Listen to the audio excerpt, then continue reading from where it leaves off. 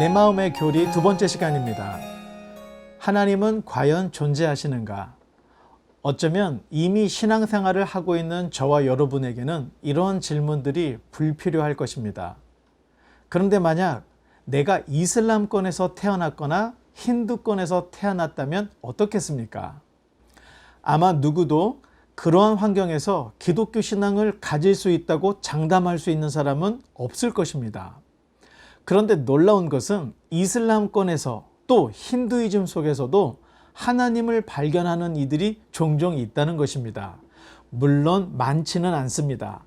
정말로 하나님께서 존재하신다면 내가 어느 환경에 있을지라도 하나님의 존재를 깨닫고 믿음을 가질 수 있는 객관적인 증거들이 있어야 합니다. 기독교 신앙의 기반이 되는 신학과 교리는 철학적 사고를 기반으로 하고 있습니다. 철학이 아니라 철학적 사고입니다. 철학과 신학은 사실상 서로에게 깊이 의존하고 있음을 누구도 부인할 수가 없습니다. 따라서 기독교 신앙이 과학이나 철학을 무시한 채 신앙으로 건너뛰면 맹신이나 미신으로 빠질 수 있습니다. 하나님을 인식하는 데 있어서도 어린아이가 하나님을 인식하는 것과 성인이 하나님을 인식하는 수준이 다르듯이 좀 더 인격적이고 성경적인 신앙을 위해서 과학도 살펴봐야 하고 철학을 통해서 철학적 사고도 가져야 합니다. 그래야 객관적이고 흔들리지 않는 믿음을 가질 수 있기 때문에 그렇습니다. 성경이 오기 전까지 서양의 철학자들은 이미 학문을 형이상학과 형이하학으로 단계 구분을 했습니다. 쉽게 설명을 하자면 과학이란 사물의 현상이나 질서와 조화를 잘 관찰해서 분석 내지는 조합을 합니다. 하지만 사람의 마음, 정신, 심리, 비물리적 영역은 연구에 한계가 있습니다. 더군다나 신에 대한 영역은 과학적으로 연구가 되지 않습니다. 따라서 학문의 기초가 되는 물리적 영역의 연구를 배꼽 아래의 형이하학으로 구분을 하고 비물질적 영역의 배꼽 위의 학문을 형이상학이라고 이렇게 구분을 했던 것입니다. 정리를 하자면 물질 영역인 자연의 기초 원리와 이론의 연구 결과들을 비물리적 영역인 철학에서 원리들을 체계화하여 사상과 정신세계를 세워나갑니다. 문제는 과학으로 비물리적 영역인 철학과 신학을 해결하겠다고 하는 과학주의가 문제입니다. 또한 철학주의도 인간의 정신과 사상체계로 신의 영역을 체계화하겠다는 이런 생각을 하게 됩니다. 따라서 우리는 과학주의와 철학주의는 거부를 하지만 그렇다고 해서 과학과 철학을 배격하는 것은 아닙니다. 다만 신학, 교리, 우리의 신앙의 고백은 철학적 사고를 기반으로 하고 있기 때문에 과학과 철학을 건너뛰면 안 된다는 의미에서 이런 이야기를 여러분과 함께 논의하고 있는 것입니다. 하나님은 과연 존재하시는가? 이 문제를 해결하기 위해서 가장 기본이 되는 과학으로부터 시작하려고 합니다. 인류는 자연 속에서 수많은 법칙들을 발견해 왔습니다.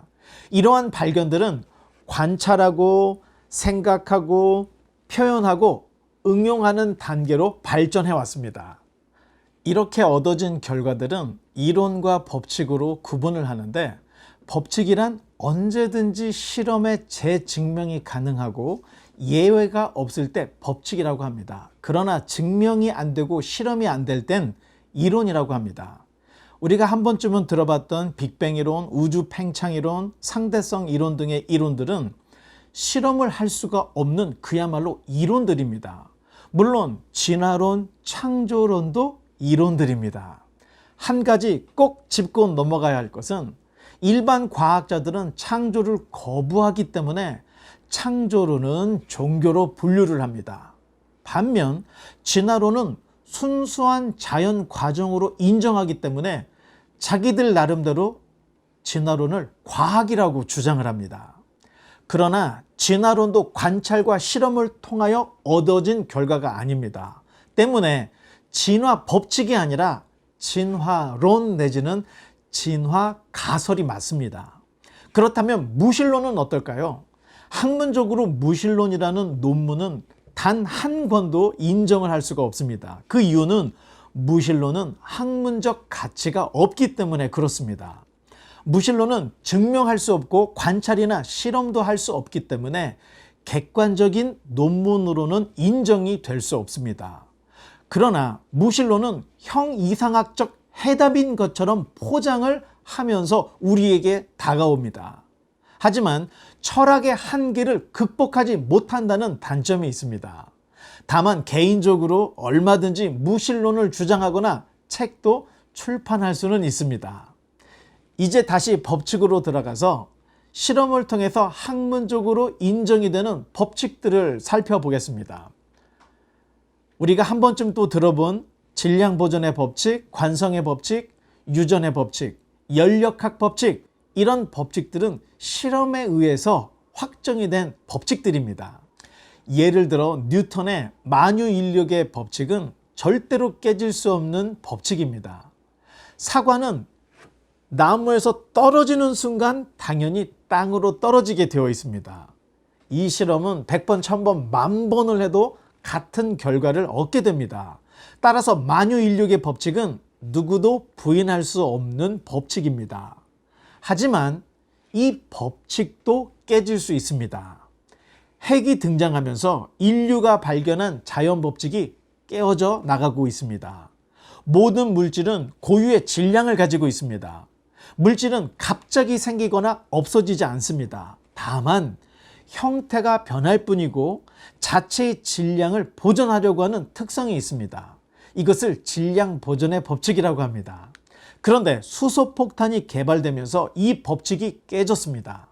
수소폭탄이 점화가 되어서 핵분열이 일어나면 수소 4개가 하나의 헬륨으로 바뀌게 됩니다. 그런데 수소 4개의 질량이 하나의 헬륨 질량보다 적어진 것입니다. 적어졌다는 것은 질량이 사라졌다는 것인데 질량 보존의 법칙이 핵분열로 깨져버린 것입니다. 그러나 핵분열 과정을 자세히 살펴보니 사라진 질량은 그냥 없어진 것이 아니라 에너지로 바뀐 것이었습니다. 따라서 과거에는 질량에만 관심이 있었지만 현대에 와서는 질량도 에너지가 된다는 사실을 알게 되어서 질량 보존의 법칙은 에너지 보존 법칙으로 그 시야가 넓어졌습니다. 그렇다면 우리의 시야를 더 넓혀서 살펴보면 눈에 보이는 질량이 눈에 보이지 않는 에너지로 바뀔 수 있다는 이야기를 역으로 재구성을 하면 이론상으로 눈에 보이지 않는 에너지들이 눈에 보이는 질량으로 바뀔 수가 있다는 것입니다. 성경은 창조주 하나님께서 말씀의 능력으로 모든 세계를 창조하셨다고 증언하고 있습니다. 히브리서 11장 3절에 믿음으로 모든 세계가 하나님의 말씀으로 지어진 줄을 우리가 아나니 보이는 것은 나타난 것으로 말미암아 된 것이 아니니라. 이렇게 말씀하고 있습니다. 물론 하나님이 에너지다 이렇게 말할 수 없고 이렇게 말해서도 안 됩니다. 그러나 창조주 하나님께서는 말씀의 능력으로 보이지 않던 세상을 창조하셨다. 깨어진 이론으로 우리는 이러한 것들을 추론을 할 수 있다는 것입니다. 보이지 않던 세상이 하나님의 말씀의 능력으로 나타났다는 것입니다. 이것은 과학과 철학으로는 설명되지 않습니다. 그러나 자연 법칙이 깨지자 믿음의 눈이 열려 창조주 하나님께서 말씀의 능력으로 세상을 창조했다는 것이 과연 이론만이 아니라는 사실을 우리는 알게 되고 있는 것입니다. 또한 신약 성경의 요한복음은 예수님의 7가지 기적을 중심으로 기록한 성경입니다.